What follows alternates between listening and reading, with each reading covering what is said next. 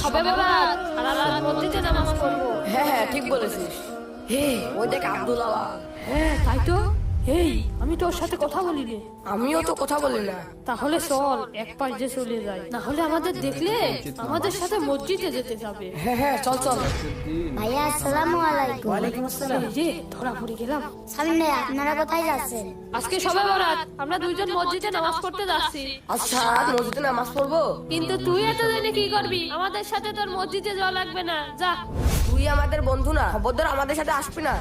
ভাই শবে বরাতের ইবাদত শুধুমাত্র রাত জেগে নামাজ পড়া নয়। রাসূল সাল্লাল্লাহু আলাইহি ওয়াসাল্লাম বলেছেন, যার অন্তরে কোনো হিংসা থাকবে না, কোনো শিরক থাকবে না, আল্লাহ তাদেরকে শবে বরাতের রাতে মাফ করে দেবে। তার মানে শবে বরাতের আসল ইবাদত হলো মন থেকে হিংসা এবং শিরক দূর করা। হ্যাঁ আব্দুল্লাহ, তুমি ঠিক বলেছো। আল্লাহ তাআলা আমাদের সঠিক বুঝ দান করুন। আমিন।